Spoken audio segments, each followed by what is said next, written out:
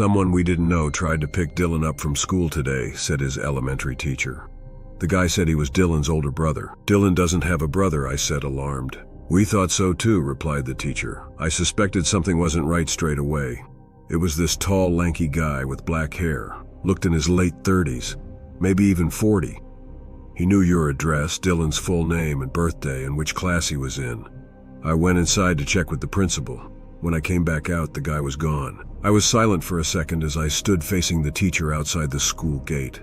The gate separated the main road and a large playground and basketball court leading into the school. All the other kids and parents had left, and we were the only ones standing outside. Where's Dylan now? I asked. He's waiting for you in the principal's office, she said, gesturing for me to follow as she turned around. I walked across the playground behind her shakily, then through the corridors to the office. My 8-year-old son Dylan sat on the couch in the principal's office, still as a stone. The principal sat behind her desk, and there was a cop standing next to her. Hey buddy, I said, you okay? Dylan looked at me blankly. My Dylan was always a quiet boy. It was just the two of us at home at the time. I was a single dad. My late wife, Angie, Dylan's mother, died a year prior. She'd been hit by a car while cycling around a sharp bend, and they never identified the driver. I won't go into any more detail here, as frankly I'd rather not relive that period, but safe to say it destroyed me. I tried to pick up the pieces and stay strong for Dylan. Was I doing a good job? Only God knows. I received no feedback. Since then, Dylan became even more withdrawn, pretty much remaining silent until spoken to. He was seen by a child psychologist and various other members of the welfare team at school, but after assessment they were sure he didn't have autism or the like. He could speak up when he was pressed. He was just shy and preferred to keep to himself. The cop confirmed I was Dylan's dad, then asked me a few questions. He finally told us they'd try and find the guy and to report if we ever saw him again. The principal and teacher said a few things. It was a blur. All I remember is sweating profusely with my knees shaking, trying to comprehend the fact that someone had tried to kidnap my son. Dylan, you didn't know that man, did you? Asked the principal. Dylan shook his head. I was on edge after that day. Dylan was my whole world, all the family I had left, and I couldn't stand the possibility that he could be in danger. It made me sick. Who was this bastard? Why my son? Did he know us, or was it some random creep? I always walked Dylan to and from school thereafter and was never late to pick him up again. Meanwhile, Dylan himself didn't seem rattled in the slightest. He never mentioned the incident unless specifically asked. At the time, I thought he was just timid and didn't want to cause trouble. A couple of weeks later, after the incident, the same homeroom teacher called me during her lunch break. She said one of the kids in her class saw Dylan talking to a man through the school fence.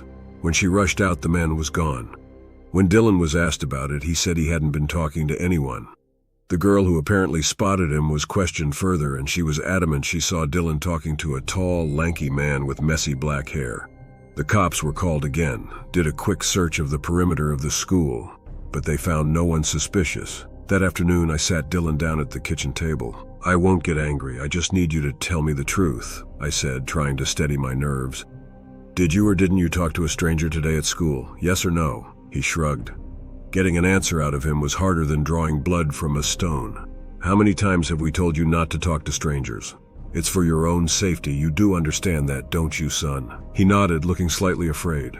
I realized I had raised my voice and felt guilty immediately. Exasperated and running on 2 hours of sleep, I left him at the dining table and went straight to bed. That night, I woke at 2 a.m. and went for a bathroom trip. I decided to check on Dylan while I was at it. He wasn't in his room. I called out his name and looked around in the living room and kitchen, getting more frantic as the seconds ticked by. I checked wardrobes, corners, even in cupboards, which made no sense to look in as he'd never fit in them.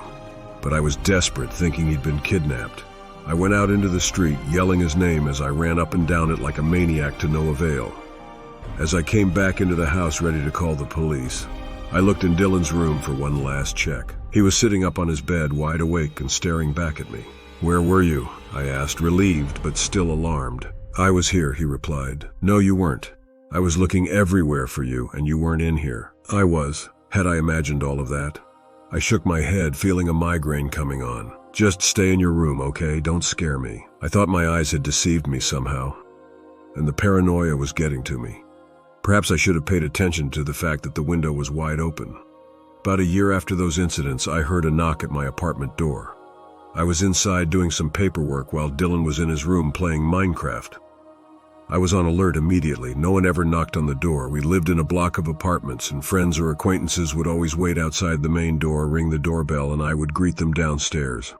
This meant it was likely an upstairs or downstairs neighbor who needed something.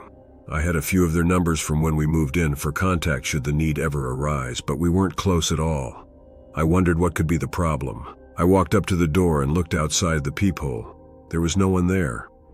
Odd, I thought. Perhaps I had heard something. Those random occurrences were commonplace now, and second-guessing myself was just in my nature at that point. As I walked back to my desk in the living room, I heard another knock. Something was up. I walked up to the door again. No one seen through the peephole. Was someone pranking us? I stood just behind the door and texted my upstairs neighbor, asking him if he'd knocked on the door. A few moments later, I heard footsteps upstairs that went in the direction of the door, then hurriedly back into the apartment. I then received a text back about a minute later. Do not open the door. There's a guy with a huge knife crouching, hiding right next to your door. My phone buzzed again. Another text from my upstairs neighbor. Calling cops RN, stay inside. I froze as all the hairs on the back of my neck stood up. I was paralyzed for a few seconds. When I came to my senses, I tiptoed to Dylan's room. Stay inside, keep quiet, I whispered, my eyes bulging, beads of sweat dripping down my forehead. I had never felt my heart beat so fast. Dylan looked up and raised his eyebrows as I shut his door slowly and stood outside it, about to throw up and shit myself at the same time. We were so still that I could make out quiet but frantic talking upstairs and more rushing footsteps. I read my upstairs neighbor's texts again to make sure my eyes hadn't deceived me. I tiptoed to the kitchen and grabbed one of my own kitchen knives, then returned to the same spot outside Dylan's room, anticipating a crazed psycho busting down the door at any second. I chanted manic prayers for safety on repeat in my head. Not a sound came from inside his room. After what seemed like years, I heard sirens in the distance and my heart rate started to slow a little. My grip on the knife handle loosened. Eventually, I heard some shouting, more footsteps and banging that gradually faded in volume. This is the police, shouted a voice. I looked through the peephole to confirm that it was a cop, then opened the door, knife still in hand. They were very reassuring and informed us that a tall, lanky man with black hair had just been apprehended and taken into police custody. He had knocked on my door and was waiting for someone inside to open it. He was indeed waiting with a freshly sharpened knife. What was he going to do with it? To the first person who opened that door, which was going to be me. Well, if it isn't obvious, then your guess is as good as mine. This guy's name was Gregory. He seemed to bounce around from place to place with no permanent address, even traveling between states and doing petty crimes like theft, harassment, and occasionally stalking minors. When they did a more thorough search, it turns out he had been involved in at least one gruesome murder in a different state and ended up being given a life sentence for it, along with his accomplices. I wouldn't have wished that terror upon anyone, but these unfortunate things happen. The side effects of the psychological damage I experienced that day have never left me. However, I know people who have been through similar horrors but never lived to tell the tale. So I looked on the bright side and counted myself lucky. Where there are sick freaks, there will be victims. The sicko was in jail, and I thought that was the end of it. But there was a different side to the story that I only uncovered 10 years after the incident. Dylan was due to leave for college, living away from home for the first time. He had grown into a tall kid with a surprising number of friends, still obedient but relentlessly quiet. While packing his things and clearing out his room, I found a rugged-looking old notebook at the back of his bottom drawer. Dylan's diary, said the cover. I flicked through it with no intention to pry initially and saw that he had written and drawn in it extensively, with impressively neat handwriting. He'd always been a boy of few words, so I was intrigued. I began reading from the first page. Page 1. Cody's house, 11 a.m. He has to give me back my coat.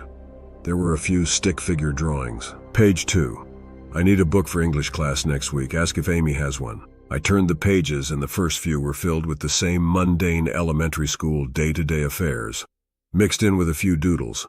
Then I got to page 21. Page 21. Why does my dad talk so much? He won't even let me get an Xbox, and he won't let me sleep over at Cody's house. Talking back is no use. I hate him. I felt a sting and my heart sank. I remembered that day vividly, and a pang of guilt ran through me. I turned the page. Page 22. Saw Greg today. He says he can help me get rid of Dad. I said he was lying, but he says he's done it before. It was in the news. As my mind connected the dots, I flicked through the previous pages. This was the first mention of Greg I could find. I started to sweat, but continued reading. Page 23. Me and Greg are coming up with a plan. Need Dad gone, but I almost got caught talking to him today. Mrs. Watford, that stupid old mole rat, kept asking me. She took me to the principal's office again. I think Katie saw Greg and snitched. Need to be careful. A few blank pages with a few in between filled with scribbles and admin-type notes to self. Then the narrative continued. Page 41. The word plan was underlined, with 2 drawings underneath. The first was of a stick figure kneeling by a door holding what looked like a dagger. This stick figure was smiling. There was another stick figure behind the door with its hand on the door handle, about to open the door. The second was of the first stick figure stabbing the stick man who had just opened the door. His eyes now 2 crosses. Page 42.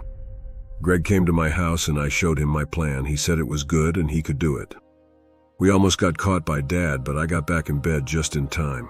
He's gonna get some tools from his house. Close one. Page 43. Greg screwed up. He's in jail now. Why did Dad not open the door when Greg knocked? Everything went wrong. I don't know why. Page 44. I wish my dad would just shut up. I flicked through the rest of the notebook, which was blank. Page 44 was the last entry. I read the entries a few times and pondered what I should do. I never thought Dylan was capable of such heinous intentions. Confused and upset, I acted as if nothing had happened for a few days. But on the day he was due to leave for college, I couldn't hold it in anymore. I brought his duffel bag down and hooked it on his suitcase. He was ready to head to the station, standing outside the door with the suitcase and his backpack. Dylan, when you were younger, did I ever say or do anything that hurt you? You can be honest with me. No, why do you ask? He replied. I held up the diary. He froze for a second and I saw the color drain from his face. I won't blame you for anything, don't worry. You know I love you very much, son. You were a minor and you were a victim of a very sick man. Besides, this thing is years old. I just want to know what I did wrong at the time to lead to this.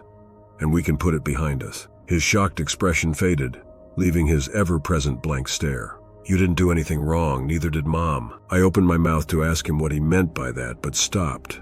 The corners of his mouth stretched into a wide smile. Our eyes met and we stood in silence for a few seconds.